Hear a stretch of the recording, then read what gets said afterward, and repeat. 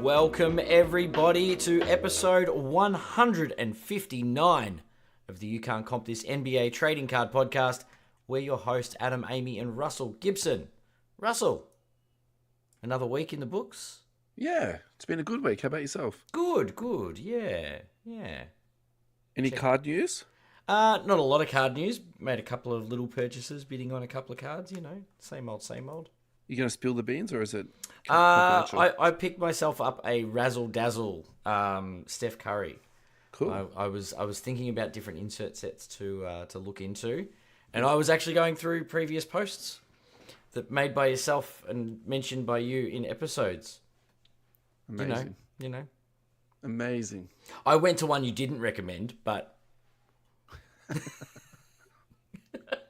let's not say who I didn't recommend. I did, although granted, I did try to find one that you did recommend last week, and the prices were a little bit out of the range for myself.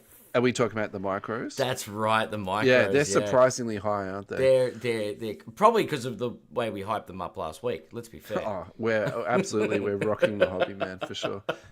No, I think just the general buzz around those is like pretty good. I think also too we're still in that early hype train for Mosaic. Yeah. So I think just keep checking back on them, and then you might find that the other thing I've noticed too is there's a bit of variance in the prices. Like they're not all. Some cards like sit very much at the same price. There is sort of a 10 to 20% variance in those, but they will sort of bump up and down a bit. Yeah. Now we're on that actually.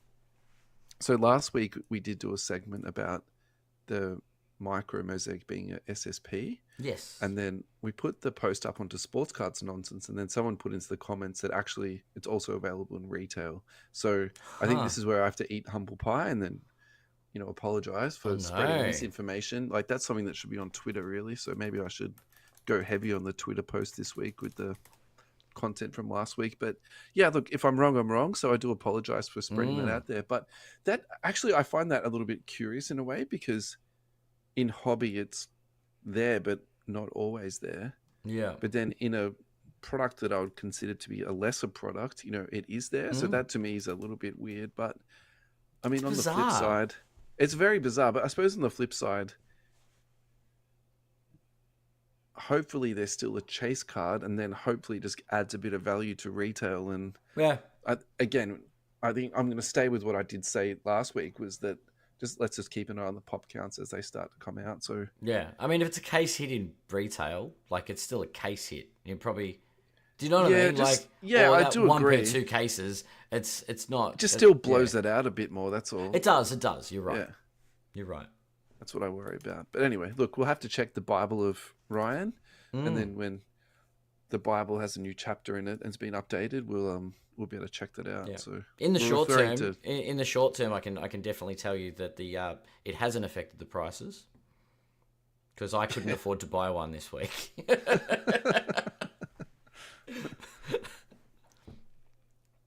Now you're sharing your thoughts on that. Actually, I'll share something that I had into the sheet right down the bottom. It was actually down the bottom from last week. So I went into a 3 case break. Oh, yeah. And it was a player break. I'm not going to mention the breaker because we're not getting money from him, but it's probably pretty easy for you to go onto eBay and just search for 3 case break. That's the word, isn't it? 3 case break, yeah. 3 cases were broken. It was a really good experience. Okay. I got Darren Fox, which maybe I overpaid. Surprise. Yep. Yeah, I mean, it was kind of the guy that I wanted, so I was happy about that. It was a good experience. The funny thing was, though, it took me about 4 days to watch the break because it was a 5-hour break. So, wow. Yeah, that's intense. It's huge. Yeah. Anyway, the cards have come into my shipping account. Everything looks absolutely perfect. They gave me some freebies. They gave me a free retail packet. Oh, and nice. They gave me a free packet of sleeves. So funny, isn't it? Like that type of stuff. Actually, I don't really care. But at the same time, because it's free, I'm like, oh, that's really awesome. Like, it's nice. It's really thoughtful, Like that's like really good customer service. So yeah, definitely shout out to those guys. Like, I don't think he breaks a lot of Panini, and I don't think he breaks much basketball at all. But he knows the liquid guys. I think he's like a baseball breaker because he knew all about Topps Chrome and and tops. Like he was like all over that. So my Ah, feeling is like his bread and butter was like baseball, and then he's yeah. dipping into that, which is fine. Like he had a good product, and he was a good breaker, so that was fine. All right, so I've confessed my sins for the week. Let's get into this week's show, and I'm sure we'll make some more mistakes, Ad. Of course. So this next segment is called Wemby Mania. Basically, I was just coming across so much Wemby stuff Mm-hmm. in my save sheet that we'll just put it into one segment. We'll just all go through it. We were going to do this last week, but we just ran out of time, and I just wanted to go through this, really casually. Yeah. Yeah. Market Movers app. If you don't follow them on Instagram, definitely check them out. They've done some really good work in terms of, pricing and collating data and stuff like that. Mm. It's a little bit derivative of Card Ladder and GemRate, but it sort of approaches things in a little bit different way. But Yeah. this particular post is the top 5 most expensive cards for Wemby. Look, this might have changed since this went up because it's 2 weeks old, but let's still run with it. Yeah. Number 1 is the Black Shimmer Photo for Prism 1 of 1, PSA 9 on that. Yep. 516k. That's a beautiful card. And it's not bad at all. The gold, so that will be to 10. Yeah. BGS 9.5 on that, 150k. I actually don't mind that. I think the only thing that's probably holding it back is the PSA, but I'm assuming they sent it to PSA and then they didn't get what they want, so they resubbed it to BGS. The Green Shimmer Photo PSA 10 sold for 113,000. Yeah. Black Gold PSA 9 for 68, and the last one they put into there was the Bowman University. This is actually quite interesting. 8.5 Wow. on the card, and auto 10, 67,000. So probably that one is the one I'm the most worried about. The Photo Green also makes me a bit worried, and I probably think the best one in terms of bang for your buck is the Black Gold. I think that's got the most possibilities to go upwards just because of the price point and the grade on it. I think PSA 9 is fine. So yeah, that's like a really good sort of measuring stick. I'm going to steal your line from this. So I think a lot of this is future prices, and this is for me super high end, heavy duty speculating here, and a lot of this stuff for me is a little bit of a stay away. And we're going to talk. So we spoke about the Kobe last week. Yeah. We're going to talk about a couple of more different one of ones this week, and I think they're going to be a really good measuring stick. So we can almost use that as a reference point for the rest of the show. Actually, I might leave that tab open. Alrighty, the next one is from Slab Stocks. Now, this is a really good one too because it gives us an idea of where we're at in terms of how he's trending. So this is for the silver PSA 10. Yep. At the start of the graph, we're up to 2,500. At the end of the graph, we're sort of sitting in that $1,000 range. Again, this is 2 weeks old because I've put it into the sheet. It's down 1.6k or down 60%. So, look, we have spoken about this the last couple of weeks, so this is not exactly... We did touch on the silver pricing, yep. Yeah, it's not particularly new news, but at the same time, it's just good to have a look at this and get a measure on it. Look, I don't see a massive problem with this at $1,000. Just the population on this, I think, is going to be enormous. That's what makes me a little bit worried. But I think what we have seen, even when you have someone that has a high pop count, that doesn't always matter. If it's the right person, it's the right card. Well, it's supply demand, right? Yeah, the population does matter, but I think, for example, on this one, it matters a little bit less than maybe Josh Hart or Tyrese Halliburton or... Yeah. Do you know what I mean? Someone else that's sort of in those lesser tiers, maybe even Anthony Edwards, as popular as he is. Oh, I tend to agree. You make a very, very good point. Thank you, sir. Yeah. This next one is Card Ladder. It's actually showing the same one that Market Movers showed up on there. It's the Black Gold to 5 for 68k. Probably should have done my research. Oh, that's why I put that in there twice. All right. So the reason why I put this into the run sheet twice is because we're going to do a card versus card.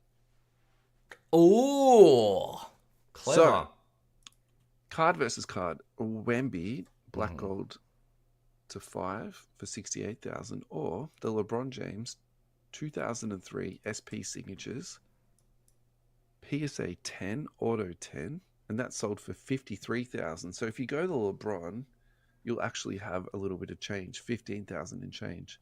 So, what would you rather have? The LeBron and some change, or the Wemby black gold to 5? The LeBron is numbered to 50, Correct. but it's a rookie year. Correct. I'll take the LeBron. Yeah, I'm gonna go with the LeBron too. I'm LeBron. Like, we're not guessing that the man's going to be the highest scoring player of all time. It's a fact. Yeah. Do you know what Yeah. you know what I mean? Like, we're talking about future pricing just before. And if we ask LeBron, he's also the GOAT. Well, LeBron will tell you that. He'll also paint you a narrative for it, and that's fine. But his career is like, we're not prospecting here. This is LeBron James. Yeah, definitely. And look, Wemby, don't get me wrong. I think Wemby is a phenomenal athlete and has a very, very good career ahead of him. But And high upside, you could say that. Yeah, and plenty of high upside. But yeah, his career is still ahead of him. totally. Yeah, touch wood. Let's hope nothing bad does happen. But he could get injured tomorrow, and then it'll be, oh no, the guy that could have been.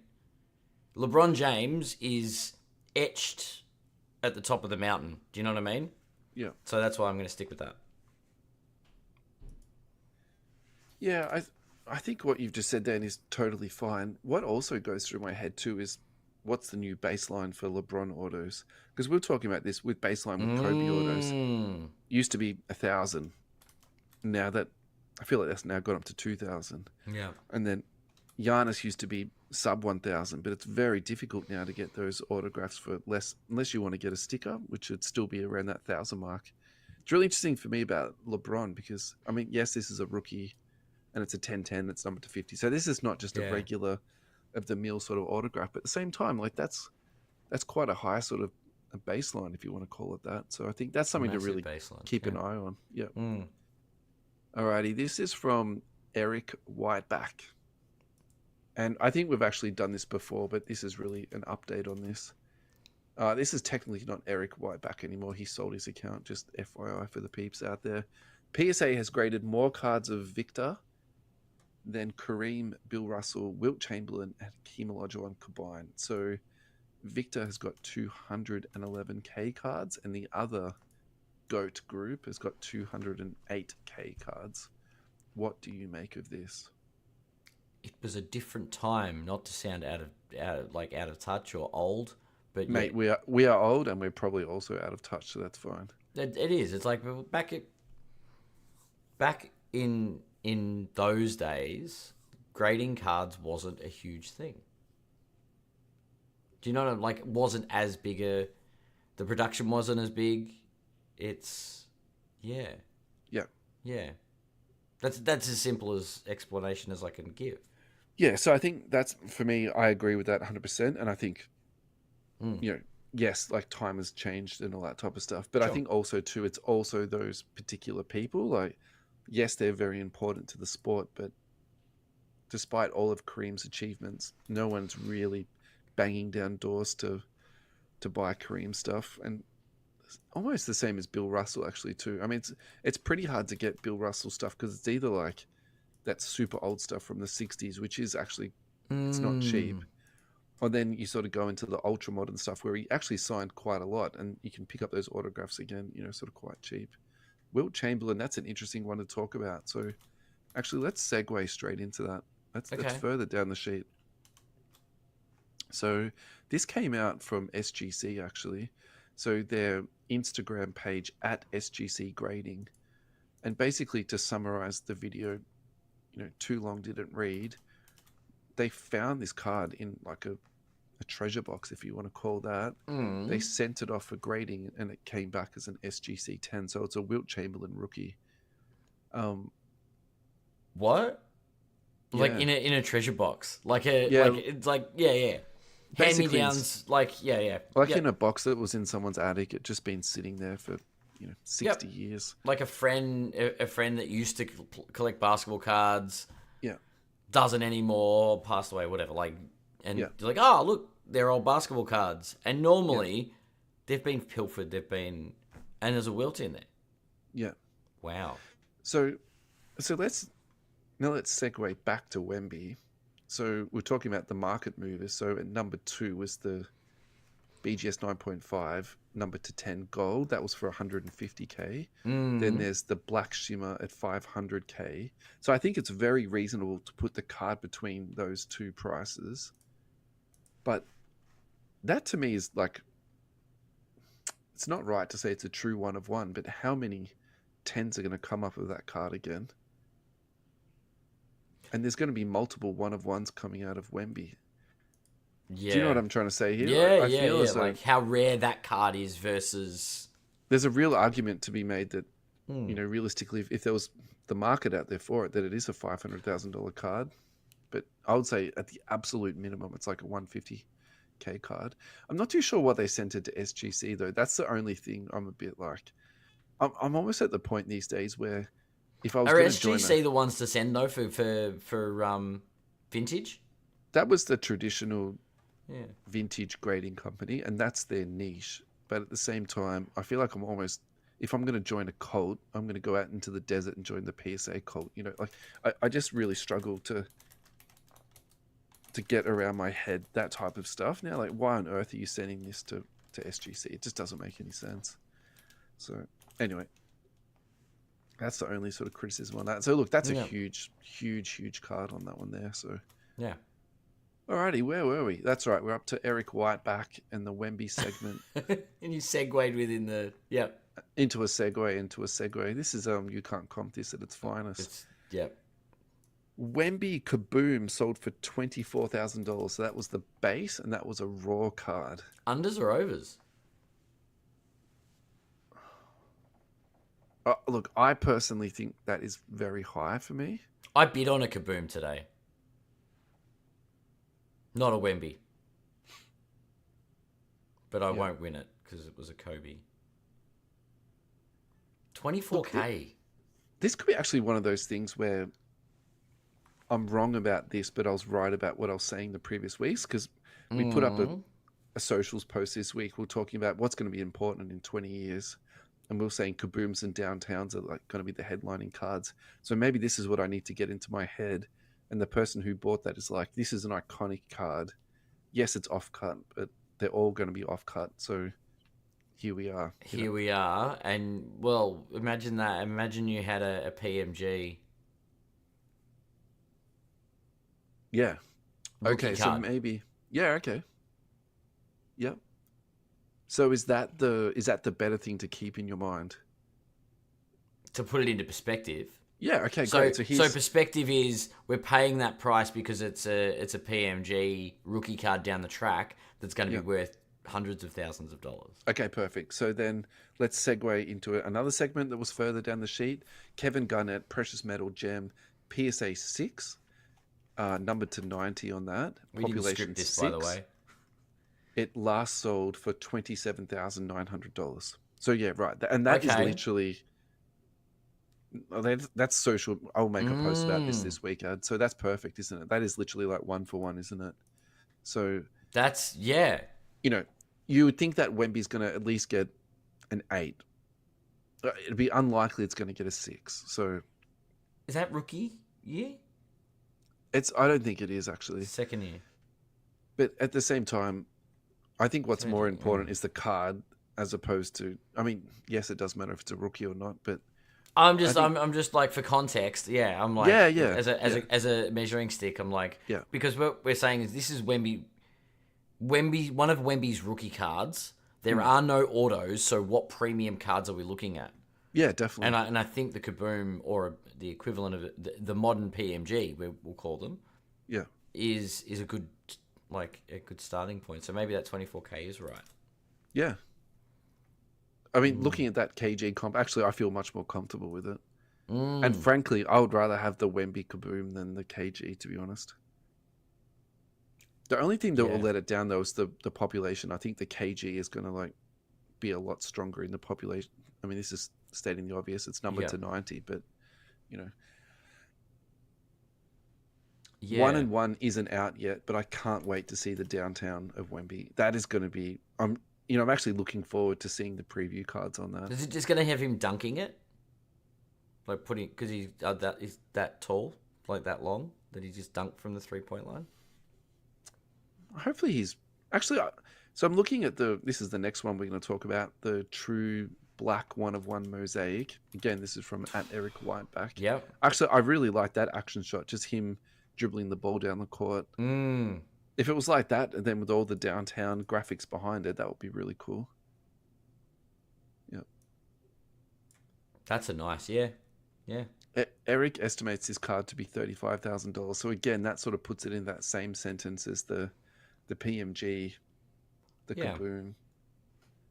I would probably rather have the mosaic 1-of-1 the Kaboom. I know I'm contradicting myself now, but but it's a 1-of-1, and it's also the true black, which is the color match that you froth over so much. Yep. I do like the black shimmer too, with the black and white look at it, or kind of,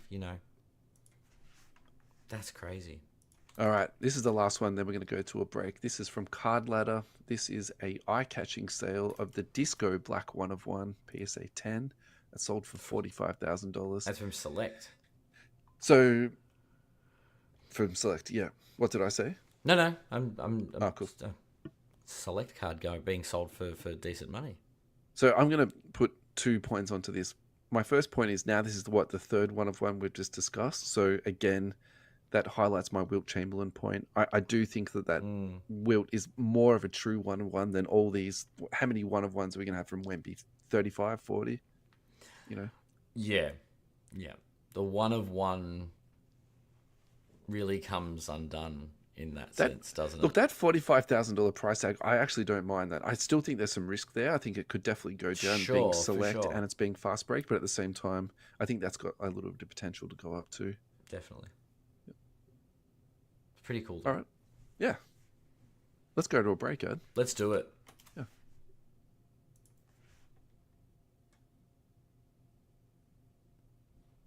Alrighty. We are back and we're going to get into some advertisements. So, the Hobby Hangout in Melbourne.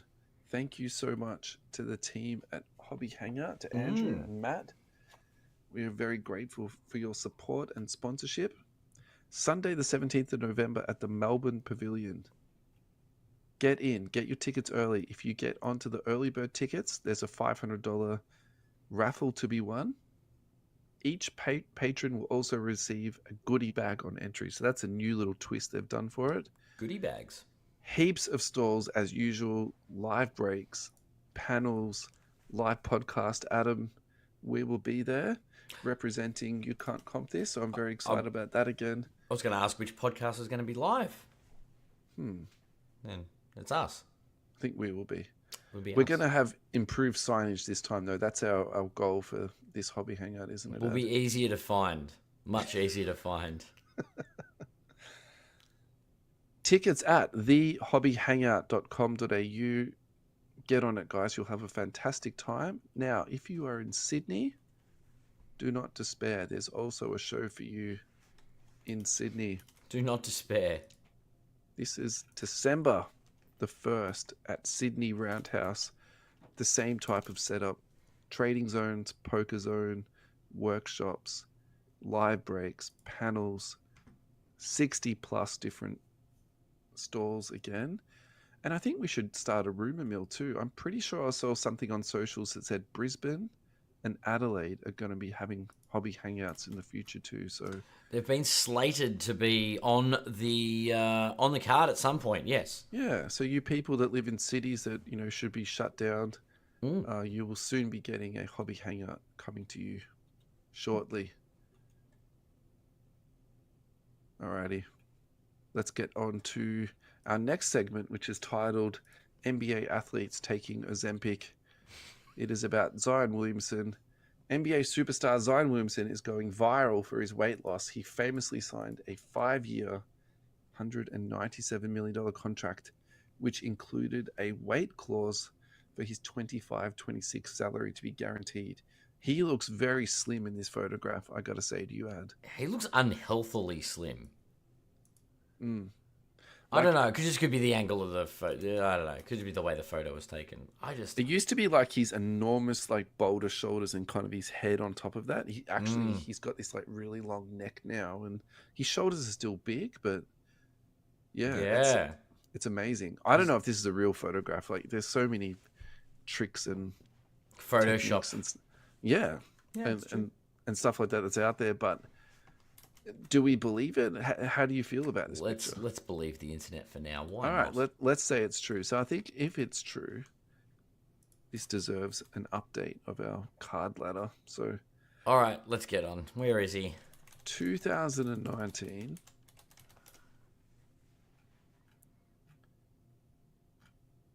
It's amazing that like there's so many other cards that have come first before the Prism. Just give me the Prism card. Come on, guys. Oh, really? Silver Prism? I have to go back and edit this out, I think, mate. Let's put a note on this. Silver Prism. There's a slippery slope. There's a toboggan ride if ever I saw one. Tell me about the toboggan ride. Where are we at? Well, over the last 2 years, he's down to 75%, and that was with a high of 1,800 in October 2022. However, he's been a bit more stable in the last 6 months. 6 months to a year. No, let's go 6 months. He's up 12% in the last 6 months. He's down 50% in the last year. Do you want to have a guess at what his Silver Prism's going for? I'm just about got the screen up now, so I feel like I'd be cheating if I had a guess now, to be honest. I'm not sitting in the dark anymore. Okay. What about $386.25? That's an incredibly accurate guess. It's amazing, isn't it? It is. It's almost like you had card ladder up and... Can I guess the population too? Is it 1,800? Well, it is. I can go. That's in PSA 10s. The total gem rate is 3,696, and it gems at a rate of 43.09. That was a bit of an old man joke, really, wasn't it? Mm-hmm. Hey, you want an even more old man joke? Yeah. I was out with my buddy on Saturday night, and we went to the movies, and then we came home. We were like way too sober, so we saw a 9 p.m. session. So it was about midnight. We were coming home. We wanted to go out for a couple of drinks. Yep. And we were on Chapel Street, so there was like heaps of like young people lining up to get into nightclubs, which is like not our scene. We just wanted to sit down and have a couple of drinks. Which club did you go to? We couldn't even get service in the end, so we just went home sober. It was like pretty average. But we had the realization that our kids are closer to the age of the people at the nightclubs than we are. Wow. Our kids who are in prep, by the way. Wow. That's a realization. Right, kick in the teeth, I reckon. It is very much a kick in the teeth. Anyway, back to sports cards, eh? Oh, so Zion. Speaking of kicks in the teeth, $380. So is he a $400 rookie? Like, let's not talk about the fall from grace and the hype train and all the rest of it. Zion, as he's sitting right now in that $300 to $400 bracket, yeah, is that where the value is? That Zion's spot, or does he go up or down? Look, I actually think at that price it could definitely spike, particularly if he plays well and all that type of stuff. The one that's actually super interesting to me now that we're talking about this is Ja Morant. Back to Ja. Well, I think these two for me are like forever sort of chained together. So he's trading at $450. That intrigues me. Because I feel like Zion had a much better year than Ja did last year. So actually it makes me wonder, the one to watch for the spike is Ja, actually. Ja's the one to watch for the spike, or Zion? Well, I'm looking at this. I feel like people are already starting to get a little bit excited. So if you go to the last 6 months on Ja, he's up 12%. I think... So when I look at that, I feel like people are, sort of optimistic around Ja, but like a bit pessimistic around Zion. Yeah, that's true. Anyway. All right. The next segment is actually something I came up with, and it is derivative of something else that I saw on Reddit, but I thought this was kind of fun. So these were the last 4 Kaboom sold according to 130 Point. So thank you to Lane and team at 130 Point. So the first card was a Kevin Durant PSA 10 Kaboom that sold for 800. Mm-hmm. The Anthony Edwards sold for 1,000. That was raw, and that's this year's one. So obviously it's off cut and off centered. The next one was Jimmy Butler at $471, and then the Luka PSA 9, and that's from 2020 Crown Royale. That sold for 1,975. So again, a really good sort of measuring stick on that in terms of value, future pricing. So, Adam, what would you order these in? 1, 2, 3, or 4? 1 to 4, I should say. My order. Yeah. Based also on price. So this is where we did it a little bit different. You comp this to the other one. Yeah. But which one I would buy first? Yeah. So for example, Ivan said Anthony Edwards, Luka Doncic, KD, and Jimmy Buckets. That's my order. Oh, okay. There you go. So you agree with Ivan? Yeah. But I'd also probably, given the prices, I'd pay the difference and buy 2 Anthony Edwards. Yeah. Right. Do you know what I mean? Like, that's a good price for Ant-Man. I think Luka's, we all know what I think of Luka, so. Particularly for a PSA 9, I agree with that. I think the only risk with the Edwards is that it won't get to even a 9. And at $1,000 raw, that to me does become a little bit tricky. I mean, if the whole year of these ones are 9s, right? So 9 is the new 10. Yeah. For this specific run. That's the Blaise rule. Yeah, definitely. Yeah. So, I mean, I'd buy two Anthony Edwards kabooms over a Luka kaboom, knowing that even if Luka does go up, I think Ant will go up exponentially. Better value, like for the two purchases. Yeah. And Jimmy Butler. Well, I don't know why there's a Jimmy Butler Philadelphia kaboom. Let's be fair. It's super weird, but I think at the same time too, these cards are so important that I don't mind that price. Like I think all right, so now we'll go to the fourth one there, KD. Yeah. Is Brooklyn KD something you're getting? Do you know what I mean? Like, are you looking for a Golden State KD or are you looking for a Phoenix KD? I mean, I think Golden State KD is probably going to hold the most value long term, but at the same time... Well, you've got the Warriors where he won a championship, and you've got OKC where he won an MVP. My overall impression of KD is that he's undervalued to the point that he actually might be chronically undervalued. Sneaky. And so a price or a purchase like that is probably actually going to be very good for a long-term hold. Very good. That's my gut feeling about KD in that purchase. So, yeah. It's an interesting one. Sean Holloway, Ant, Luka, KD, and Jimmy. Ant for the simple fact that he probably has the most growth out of the 4, and in my opinion, it's the most exciting to watch. KD has had his career, and I don't really think his prices will fluctuate much. It's also a Brooklyn KD, which will be my last pick of uniform to have him on that card. So he touched on a lot of things that you just spoke about. Al Keynes, g'day Al. AE is the most room to move, in my honest opinion. I can see him being more than Luka once he lands a ring. There you go.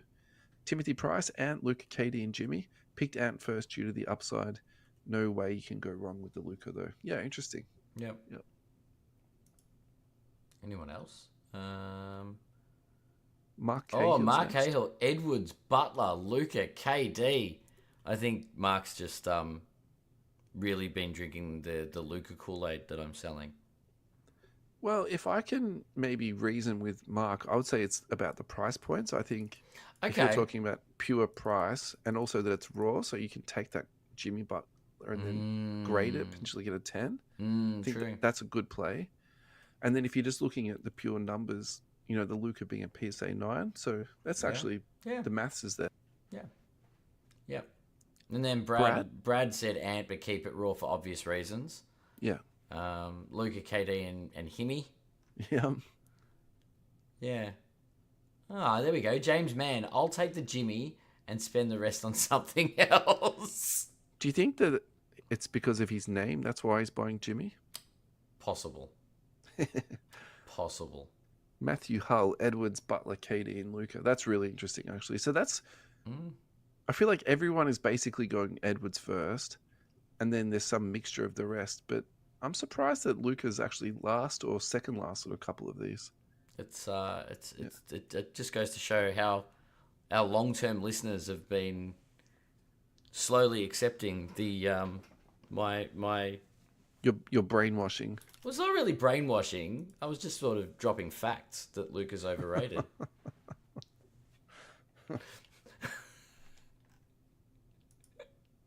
Joel Ant. Sorry, what was the question? Yeah, so Joel is a diehard Wolves and Edwards fan. Luca, KD, and Jimmy. Yep, that's fine. That's probably where I'd have my list, actually. Yeah. Yeah. Actually, no, do you know what? I'm just going to go controversial here. All right. Who's number one? I probably should put Luca first. And my reasoning is those cards are so badly off-cut. You're probably... Oh, that's really expensive, that 1,900 though, isn't it? Yeah. It's tough, isn't it? Actually, do you know what? Just by pure numbers, I'm going to go Jimmy Buckets first. Because it's a nice cheap kaboom. Then I'll go KD because it's 800. And then I'll go Edwards. And then I'll go Luca last. And then, yep. That, to be honest, that would probably be the order for my own. If I was purchasing all of these, that's the way I would do it. I do like raw or 10, you know what I mean? And you know you're not going to get a 10 with the Edwards. Yep. Yeah, true. I do like Luke Rowe's comment at the end. Ant, Luca, KD, who? Jimmy? Who, side note, Ant's got to zip his lip or it'll be another jar. This is where we make jokes about Dream Page on Instagram. He's got to zip something else up too, right? Too soon? Probably. All right, time for a break. Thank you to our primary sponsor, US Sports Cards Australia, and check out My Cards Australia if you are looking for a homegrown Aussie consignment service for your sporting cards. Hit up ussportscardsaustralia.com.au, click on the three little noodles on the left-hand side, and then click on ComCA, where you will find the whole gamut of how to submit your cards, how to make contact with Ross. He offers very much a boutique service. You can DM him, you can email him, post your cards into him, he'll sort it all out. At the end of the month, he'll send you a nice little credit note with some money into it for the cards that have been sold. It's literally as simple as that. It looks to me like he's still building up a few things on his site, but in saying all of that, Ross is definitely moving this forward at a really nice rate. If you're also looking for hobby boxes, collectible protection, sports memorabilia, he's also got toys. I think he's got some water pistols on here the last time I looked. You can find it all at US Sports Cards Australia. Thank you for their support. They will be supporting us for basically the next 6 to 8 months ad, so we'll be running this ad until we're basically blue in the face, mate. So, yeah. Alrighty. We are now back. Thank you, everyone, for coming back. We really appreciate it. Now, this next one is a bit of a weird one, but actually this is my favorite story of the week, so this is a little bit self-indulgent, but I don't care. You guys have to listen to it. Angel Reese has signed a endorsement deal with Reese's Pieces, and I love this so much. It's just not funny. In the background of the illustration, they've got a Reese's Pieces themed jersey with her name on it, and I would buy that. In the Reese's font, with the color scheme, with the, yeah. I would buy that. Honestly, that is so super cool. To the point that I kind of wish that the Chicago Sky, I'm pretty sure she plays for the Chicago Sky, they would do a Reese's Pieces jersey for their city edition. That was their their jersey. That would be sick. Yeah, okay, yeah, it would be. What NBA players could do something like this? Do you reckon, Ad? I can't. Or some quirky endorsement that an NBA player could do. The crossover with a. I can't think of any. I've really put you on the spot here. You have. So I wouldn't mind to see NBA players do endorsements with video games, for example. So that would be cool. So the one that comes to my mind is obviously De'Aaron Fox. So he did his own NFT, which went terribly. So there's that part of it, but he's also like a well-known like gamer. Yeah. So Ben Simmons back in the day was famous for basically playing Call of Duty for 24 hours straight. Wow. So I feel like no wonder he didn't play much basketball. Get injured and just play Call of Duty. Fair. But like, I get going down a rabbit hole on something, and I do love playing video games. So who am I to judge? Yeah. But 24 hours straight, that's pretty insane. You gotta stretch. You've got to take breaks. You've got to look after yourself. That is one hell of a binge. Yeah. Yeah. That is a binge. Yeah. Anyway, so hats off to Ben Simmons. Yeah. Yeah. So I wonder if like Ben Simmons doing some type of endorsement deal with Call of Duty, or like Darren Fox doing, the endorsement deal with the game that he plays. I reckon that would be really cool. That would be cool. You could get into a room, with them and shoot them up, something like that. That would be sweet. Yeah. Anyway.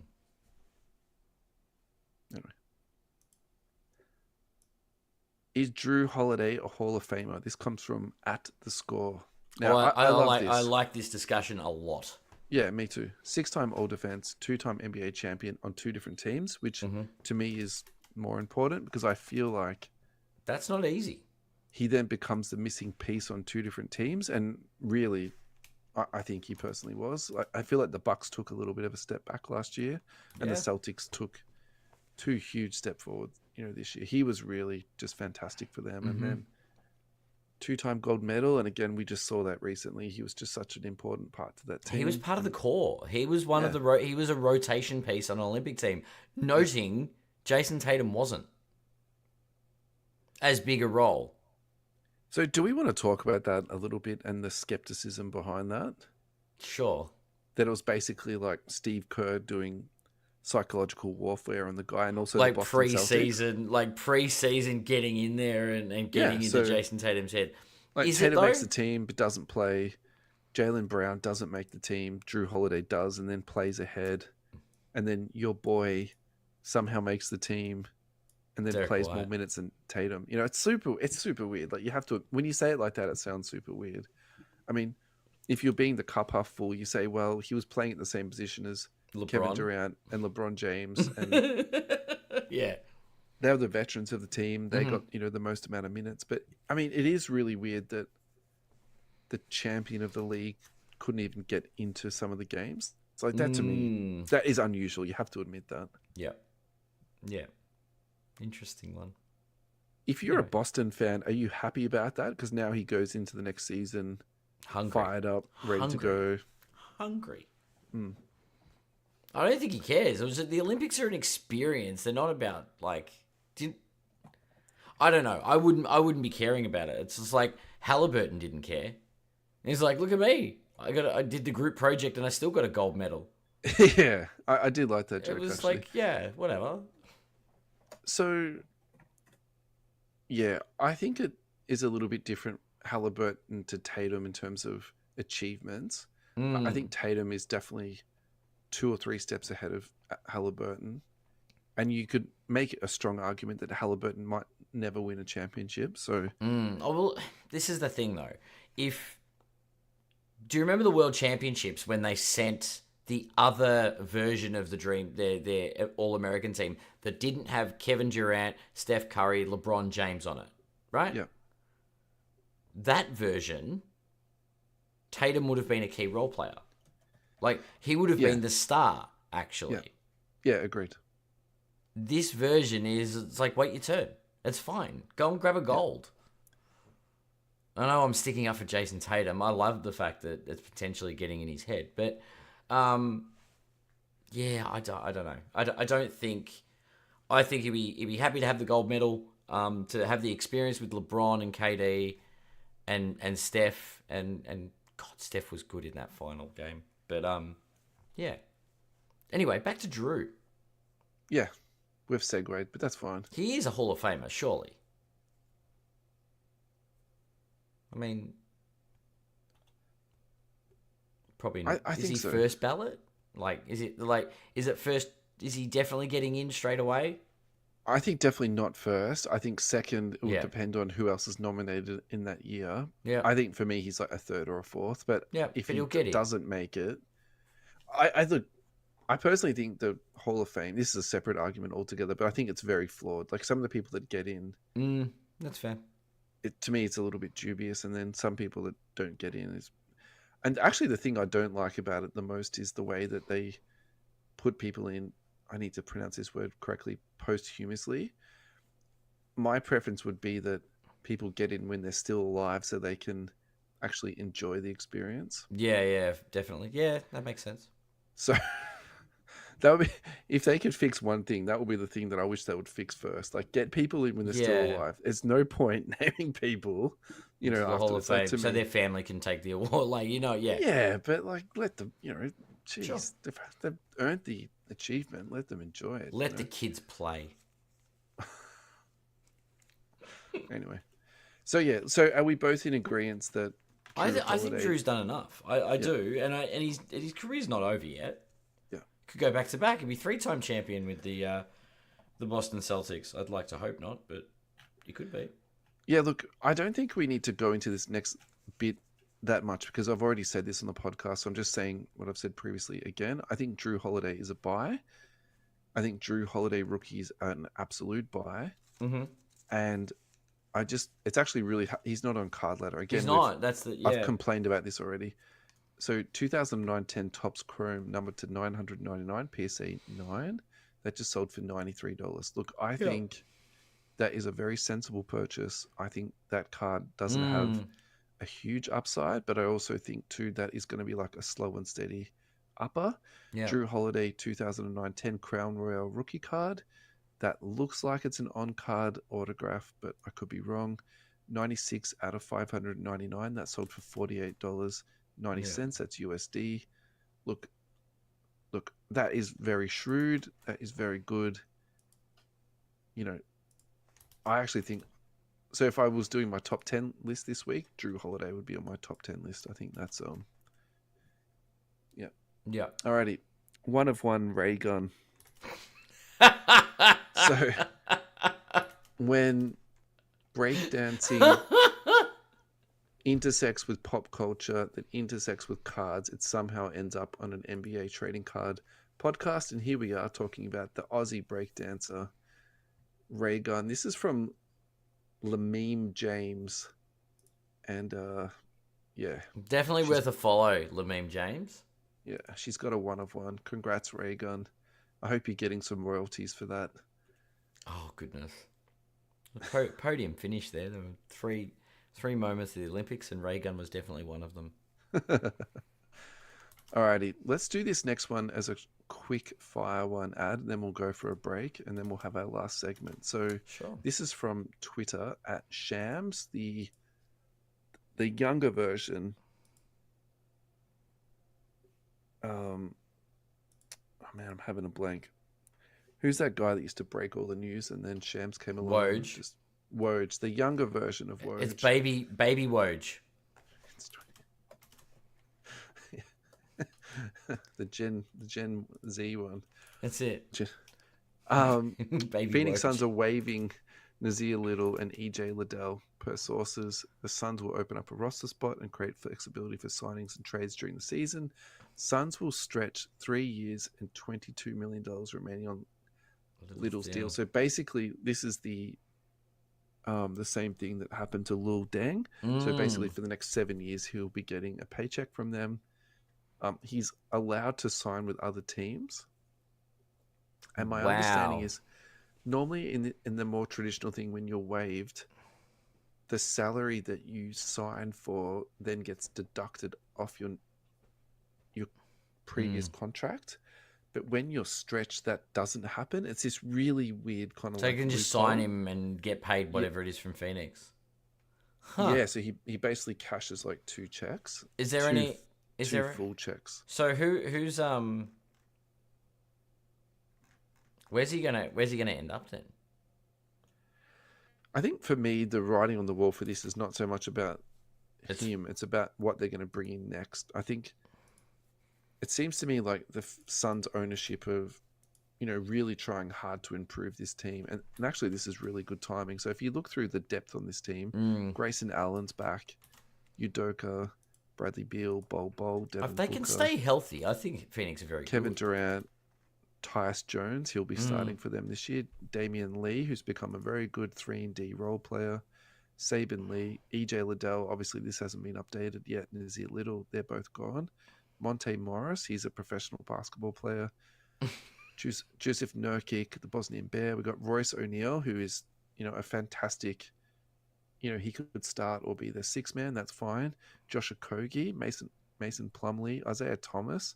So that, I'm actually not too sure about that because he's actually currently in Sacramento working out. So I think this list needs to be updated. Yep. Ish Wainwright, Ty Washington. We spoke about him. He's on a 2-way contract. Yep. And Thaddeus Young, who's basically at the end of his career, but again, like a professional basketball player, that is a very, very, very deep team.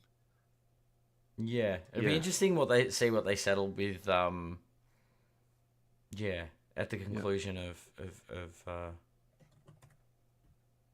all right, let's just do this really quickly. Let's look up Devin Booker on Card Ladder, and then we'll go to a break ad, and then we'll do our last segment. Devin Booker. Bum, bum, bum. Found it. All right, what do you got, man? Last sold $860. Yeah, right. For the silver piece. Yeah, that is up. He's up 37% in the last 6 months. Yeah. He's down 14% in the last 12 months. Yeah. And down 46% over the last 2 years. Okay. So, yeah, very interesting. All right, so is that buy, hold, or sell at the moment then, Ad? 860. That is a tricky one. Not to sound like I'm pessimistic about the guy, but I would sell at that point. Okay. I don't know. I worry with two alphas on the team like Booker and KD. I think it's going to struggle for his hobby growth because you don't know if he's the alpha or the beta on that team. Bradley Beal, although he is paid in the same range, is definitely neither. But yeah, I think it impacts. I definitely think it impacts. So I think what's come out of Team USA is that Booker's game is still evolving and improving. I think that's for me the takeaway, that there was a lot of talk about his playmaking, his off the ball movement, his D. So that to me is all very for him to coexist the way that he did. Again, I think is really interesting because he's on a very stacked Suns team. And you're just talking about Bradley Beal. Yeah. It's really funny for me because the narrative around Bradley Beal is he's basically like a good player on bad teams. I think that's the best way to summarize his career. But that's not always Bradley Beal's fault. The thing you could it's not argue, Bradley Beal's fault. No. Well, the thing you could argue though is how much money that he negotiated for. But again, if you've got a good manager and then that's what they've negotiated. All the best to you, right? Yeah, that's right. So, but there's nothing ever been said that he didn't want to fit in on a super team or he didn't want to be the third.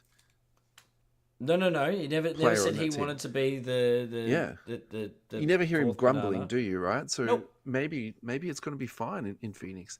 The only thing I worry about this card is that if you're looking at this for future growth, I think the next thing for me is a championship. But the West is so deep, the East is so good at the tippy top.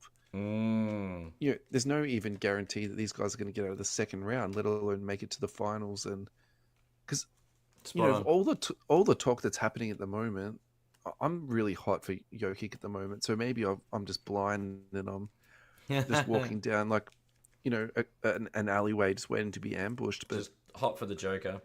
I just think the Nuggets are going to be good next year. I don't disagree. I think the Nuggets will be good. Yeah, I think they're going to be really good. I don't know. I'm not sold on really good. So my argument is that they won the championship and then the year afterwards, it's really hard to go back to back.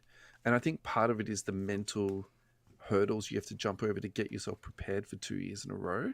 And I actually, when you think about it, they were a little bit sort of blasé at times in the playoffs. Like, we'll win. And even in that game 7 of the Wolves, like you could tell they had the talent to win. And they came back and then they lost it. So, yeah, I know it's only one game. It's not one game, but you know what I mean? It was a series that they lost. But anyway, if they had won that series, I wouldn't have been surprised. Man, we've segued hard here. We've segued a lot. All right, let's go to a break, and then we'll do our last 10 minutes of the show, mate, and then Cool. we'll be back.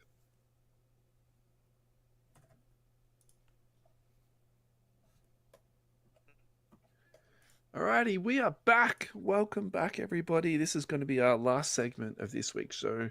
We hope that you've enjoyed what we've presented so far, and I think now is the perfect time to shout out to our friends at centralcoastradio.com. Thank you for your support and for having us on your radio show. If you'd like to listen to us, we are on Tuesdays, Melbourne time, 11 p.m., Thursdays at 10 a.m., and Saturday morning, if you're still up raging and not like Steve and I being sent home on our way sober to bed on Saturday night at 3 a.m., you can tune into Central Coast Radio. You can hear some tunes selected by Adam and I, and then intersected in between that is a podcast. So it's 2 hours of radio. That's it. Basketball talk. Righty, Larry Bird, 1 of 1. Now, I put this into the run sheet ad because it's Larry Bird. It's got the Logoman patch into it, and it's got his delicious, as always, autograph on it. Yes. The price on this is really interesting for me. It's $39,000 US, so it's a very large chunk of change. However, I have no problems with this going for this price. The really interesting thing in my mind is that Larry Bird, to me, is, at the top of the pyramid all time when it comes to people. But actually, to buy his stuff, it's pretty cheap. And part of that is the amount that he's signed. He just signs all the time. He signs in every product. It's not hard to get a Larry Bird autograph. You can pick something up for around $200 to $400. Wow. Easily, right? If your budget's $300, you'll get a Larry Bird autograph, no problems at all. So if you want to spend $500, you'll get something, pretty nice. We're talking Australian dollars at this point, by the way. So for this to go up to that, actually, I really like it. I feel like, yes, there's a lot of Larry Bird stuff out there, but I also feel sometimes it's a little bit disrespectful, to me, almost like some of the prices this stuff goes for. So for me, I love this a lot. So let's go back to the start of the show. We're talking about, the market movers. There has to be a Wemby card. What was the cheapest Wemby card? At number 5, $67,000. Near mint 8.5, autograph 10. That's the 1 of 1. And that's him in the Metros uniform. So, it's a bit of a price difference there. But at the same time, I know what I'd be taking in a heartbeat. I'm taking this Larry Bird in a Celtics uniform with the Logoman on it. Yeah. Yeah. Yeah, hands down. The more I think about this Wemby stuff, the more complicated it almost becomes. Like, I feel like overthinking it actually makes it worse. Yeah. Yeah. Not sort of. It doesn't clarify things. It definitely. It doesn't help me process it. It just makes me go, oh, hang on a second. Like, this is just really difficult. Yeah.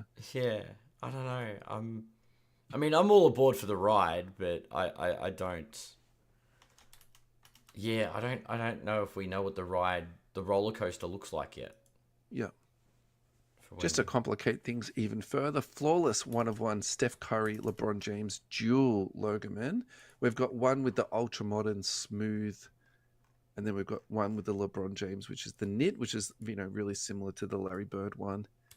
Oh, okay, yep. 317,200 this sold for. That's incredible. Raw. That sold raw for that much too. That really puts into perspective Larry, doesn't it? Yeah, I think that's the respect that he gets, though. All right. So, I was saying that before. It's almost disrespectful, some of his prices. Like, you've seen the videos, right? Like the clips with the Larry Bird and like doing the... Yeah? You've got people that shoot at a waste paper basket, like Naroshbin going Kobe. Yeah. Every kid that's in under 8s to under 15s wants to shoot threes from day one because of the man on the right. And LeBron James has scored the most points in NBA history. Like, I think Steph Curry's probably a lot of the reason behind the value here. Like, this guy changed the game. Yeah, look, I think the pairing of them together is For me, that's the part I think where this multiplies. This is not. Oh, you think there's a multiplier because of the two? This is not 2 plus 2. For me, this is like 2 times 2. times Wait, two. that's probably not the best way. What about 3 plus 3? It's not 3 plus 3. It's 3 times 3. That the maths on that is better, isn't it? Yeah. So it's 9, not 6. 6. Yeah. Okay. 2 plus 2. Anyway, don't worry. 2 plus 2. 2 times 2. Yeah. About the same, really. If only we could edit this out somehow. Eh? No, this is more fun this way. But if you look at the Larry Bird, you multiply it, so 40 times 40. So there's Larry and Magic. Right. So it's funny you say that, because actually I was thinking, what's the old school comp of this?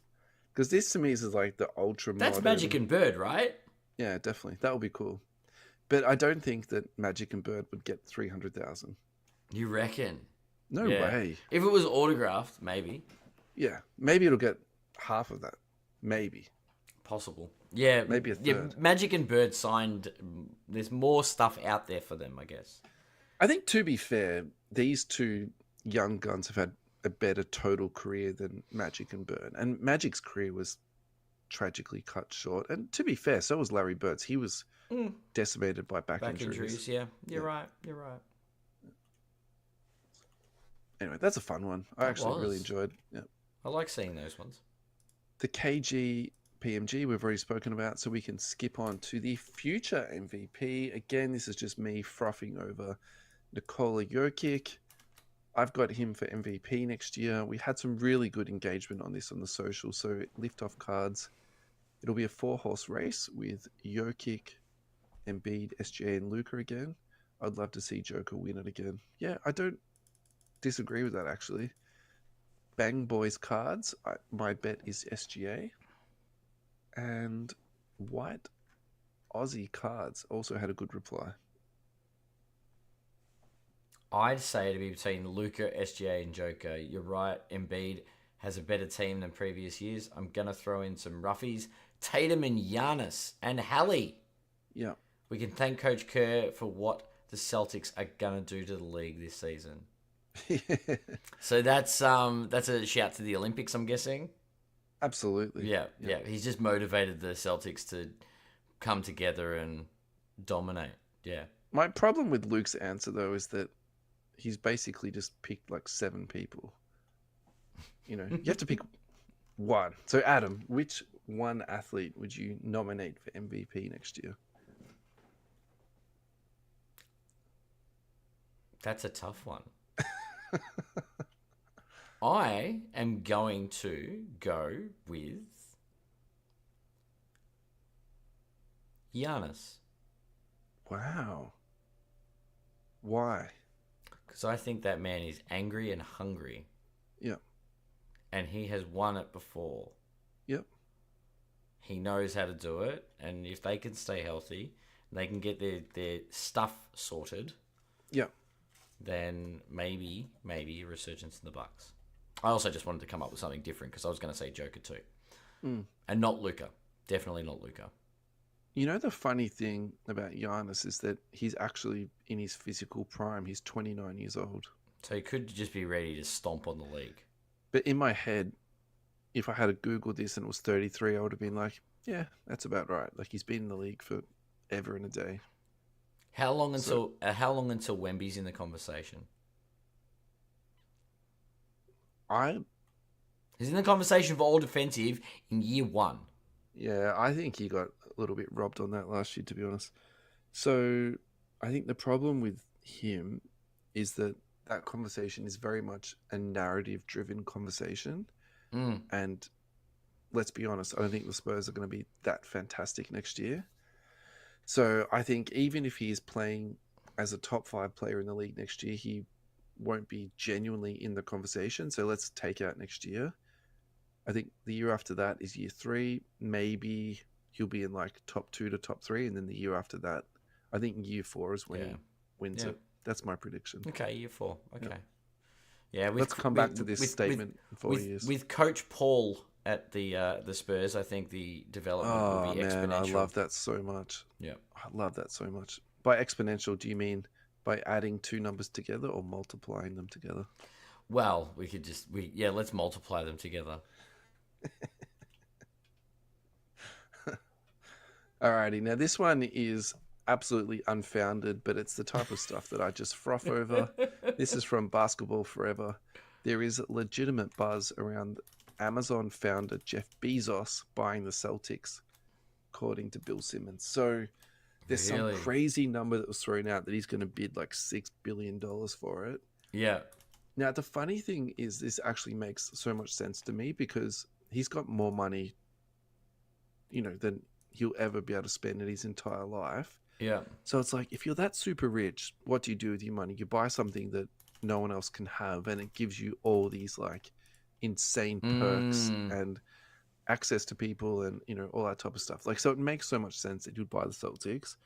Then a couple of weeks ago, we were talking about the contracts, how much money the Celtics are paying their players. So then you need someone with like that kind of money, stupidly deep pockets that it's like, sure, I will keep this team together and I will pay 4 times more salary than the second the next highest guy. payroll in the league, right? Yeah.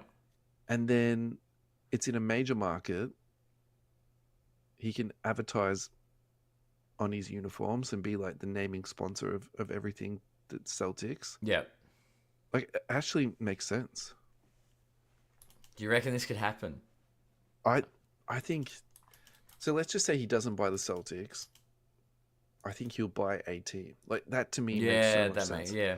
Particularly after he saw, old mate Microsoft go into the Clippers and, do what he's done with that team. True. Very true. Yeah. Very true. I can't see Bezos, like, going red in the face, clapping on the sidelines, though. No, probably not. No. Just calmly nodding. I reckon we've got time for 2 more things. We can do this. All right. Now, this is an WNBA update. The Indiana Fever has had more views across social media than any NBA, NFL, NHL, or NBL team in the last 4 months. That's awesome. Jersey sales are up 1,193%. Ticket sales are up 264%. 80 million social media video views, 800 million on YouTube. 740% more beer has been sold at games, which I'm not too sure if that's a good thing or a bad thing. Fair. But still is good. 10 times more fans interacting with the website and the app. I must admit, I did download the WNBA app this year, so there you go. I'll fall into that 10x. Yeah, look, I think this is all, really good. And it's all it's really, it's led by Caitlin Clark, but it's the quality of the league as well. I think the quality was already there, and then she was basically the match that lit the poster fire. child. Yeah. Yeah, I like it. Origins is coming out, and the WNBA Prism is coming out. I think that's going to go absolutely crazy, and that supports my reason for that, I suppose. Yeah.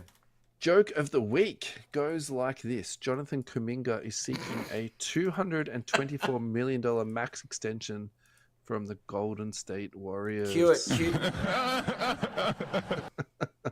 That's well, I mean, there's other whisperings going on in the Golden State camp at the moment. So are you talking about the story that came out that now that Klay Thompson's gone from the Warriors, that Steph believes that the spark is gone and he's requesting a trade to the Lakers? Yep. Is that what you're talking about? Yes, I am. As much as I love the Bezos story, just for like the unsubstantiated rumors, I love that story just as much. But man, that actually makes sense. I feel like we're speculating. I think, who's the leak? Is it Draymond? I mean, does anyone care? Who cares who the leak is? Do you know what I mean? Like, if Steph wants to go to LA, we will accept him with open arms. So, I think the leak would be somebody that was at Team USA. Sure. So I feel like that excludes Draymond for obvious reasons. Derek White. No. Derek White. Jason Tatum. Embiid. But he said he's had the rumor says he's had the chat with Steve Kerr, and Kerr is supportive of it. Yeah, so it could be someone inside the Warriors then. Yeah. So who do the Lakers give up? Because they don't get rid of AD. Just some salary match, basically. Yeah. D'Angelo Russell goes back to Golden State. Austin I think, Reeves. Brilliant. yeah, so it'll be something like that. But I think also, too, what you have to really look at is their draft capital, because I feel like that will be the part that is going to be really the make or break in the deal. Yeah. And I don't know what the rules are around this, but I feel like it's basically going to be a pick swap for the next 25 years. Like, if you let go of Steph crazy. Curry, yeah, it has to be something insane coming back. But Steph Curry, AD, and LeBron on the same team will be sick. Like, It'd be just like watching Team USA every night at Staples. Exactly. Yeah. All right, last one, and then we'll go. Hold my beer while I fix the hobby is this next segment. It's called, and this is the Topps ultra rare magic box has been discovered by a father and son in South Colorado. Oh, that's cool. 48 autographs in one box. Mate, this is the biggest spin in the world. They didn't deliberately do this, right? So this is like Panini putting 24 kabooms into a case, right? This is the same thing. And so I'm painting my own narrative here, and I'm in an echo chamber, like, whatever, I don't care. But all these people are like, oh, yeah, Topps is going to fix the hobby. No, they're not. Like, it's going to be the same nonsense we've been dealing with, like, for the last 10 years with Panini. Like, don't think it's going to be any different. This is not an ultra-rare magic box. This is their F-up, and they're just spinning the narrative to say that, oh, yeah, we did this on purpose. Yeah. You know they weren't to know that some random father and son were going to get it. I think it's great that a father and son... Oh, yeah. Don't let me spoil that kid's moment. Like, that's awesome. But at the same time, like, you know what I'm trying to say? Like, yeah. Like, it's definitely not. Yeah. It wasn't planted. It wasn't. Yeah. Yeah. They didn't buy it from like the Topps online store. Do you know what I mean? Like, it wasn't. Yeah, sure. Sent with intention. Yeah. Yeah. Any shout outs this week, Ad? No shout-outs for me this week. Okay. Well, in that case, thanks everyone for listening. We hope you enjoyed the show. Adam, thank you for your time. Thank you. Pleasure as always. We'll see you